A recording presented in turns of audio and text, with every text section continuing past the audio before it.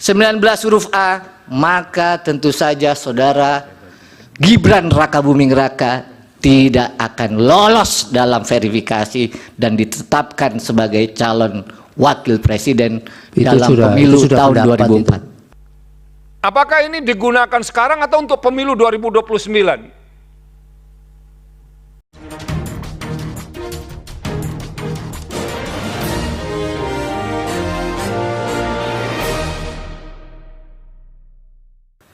DKPP telah memutus perkara pada tanggal 5 Februari 2024. Sebelum saya sampaikan fakta persidangan dan putusannya, izinkan kami menyampaikan satu kutipan dalam kesimpulan TPDI Jilid 2. Without ethic, man has no future. This is to say, mankind without them cannot be itself. Ethics determine choices and action and suggest difficult priorities. Tanpa etika manusia tidak mempunyai masa depan. Artinya tanpa etika manusia tidak bisa menjadi dirinya sendiri. Etika menentukan pilihan dan tindakan serta menyarankan prioritas yang sulit.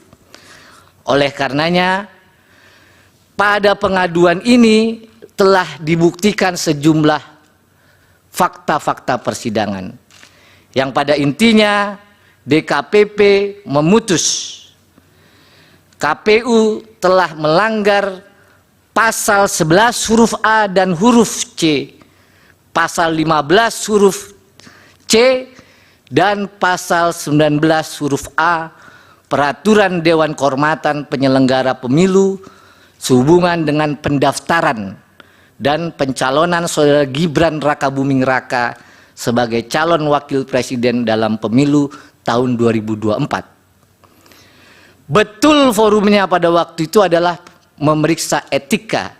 Namun isi pasalnya, saya bacakan pasal 11, KPU tidak melakukan tindakan yang secara tegas diperintahkan oleh undang-undang. Itu inti pelanggaran di pasal 11. KPU tidak melakukan tindakan yang mentaati prosedur yang telah ditetapkan dalam peraturan perundang-undangan. Itu adalah isi pasal 11 huruf A dan huruf C. DKPP juga memutus KPU melanggar pasal 15 huruf C yang menyatakan bahwa semestinya KPU dalam melaksanakan tugas dan jabatannya harus didasarkan dalam Undang-Undang Dasar Negara Republik Indonesia, undang-undang dan peraturan yang khusus menyelenggarakan pemilu. Inilah yang dilanggar oleh KPU. Lalu yang terakhir, pasal 19 huruf A yang menyatakan semestinya KPU menjunjung tinggi Pancasila, Undang-Undang Dasar Negara Republik Indonesia, dan peraturan perundang-undangan. Oleh karenanya yang mulia, DKPP pada tanggal 3 November 2023 memutus mengabulkan pengaduan para pengadu untuk sebagian. Yang kedua, menjatuhkan sanksi peringatan keras terakhir ketiga maksudnya. Dalam perkara 135, 136, 137, 141 kepada saudara Hasyim Asyari selaku teradu 1 pada waktu itu. Yang ketiga, menjatuhkan sanksi peringatan keras kepada semua anggota KPU.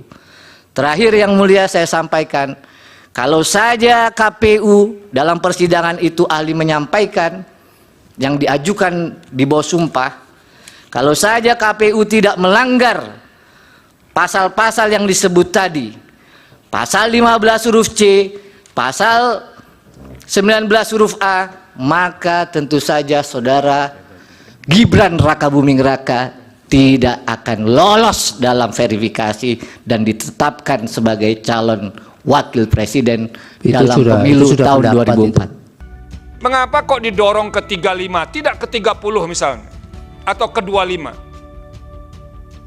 Karena kalau kita baca konteks perbandingan, Pak Habibur Rahman, ada negara tuh yang usia 18 loh, bisa menjadi Perdana Menteri. Tapi ada juga negara yang memilih 50 tahun untuk bisa menjadi kepala pemerintahan itu. Kalau kita bandingkan misalnya konstitusi persyaratan menjadi presiden di Amerika Serikat dengan Filipina, karena Filipina itu turunan dari konstitusi Amerika Serikat.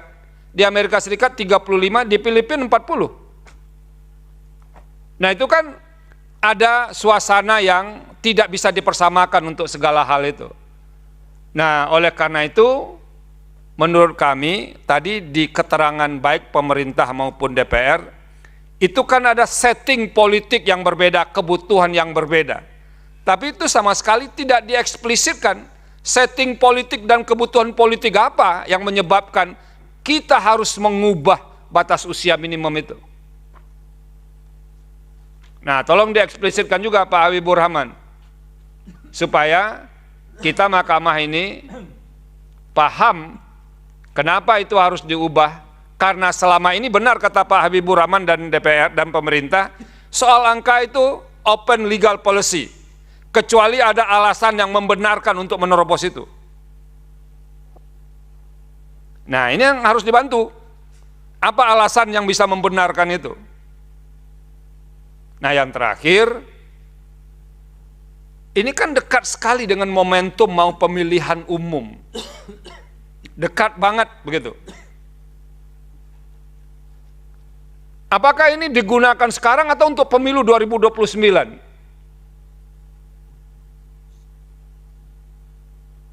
Nah itu.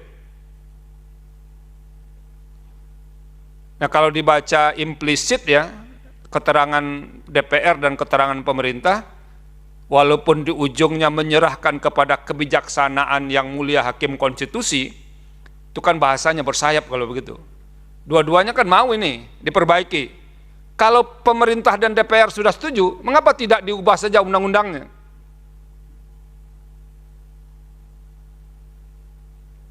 Jadi tidak perlu melempar isu ini, soal ini di Mahkamah Konstitusi untuk diselesaikan. Jadi tidak ada perbedaan, karena dari DPR tadi implisit itu sudah setuju dan tidak ada perbedaan di fraksi-fraksinya. Kelihatannya pemerintah juga setuju. Kan sederhana ini untuk mengubahnya, dibawa ke DPR saja, diubah undang-undang itu, pasal itu sendiri. Jadi tidak perlu dengan tangan Mahkamah Konstitusi. Nah itu kira-kira respon saya dan beberapa penjelasan yang mungkin bisa diberikan, ditambahkan oleh Pak Habibur Rahman dari DPR. Terutama kami ingin tahu betul, seperti yang diceritakan Pak Wahidudin tadi, apa sih yang diperdebatkan. Kenapa pernah turun 35, lalu pindah ke 40? Ya mengapa kita tidak turunkan 30 sekalian atau 25, supaya nanti nggak ada lagi yang mengajukan permohonan soal ini. Jangan-jangan nanti alasan ini ada generasi baru yang begini-begini dan segala macamnya, yang usianya lebih rendah, memerlukan ini dan segala macamnya, diminta lagi menjadi 30. Lalu perkembangannya diminta lagi 25. Angka itu kan sesuatu yang sulit didefinisikan.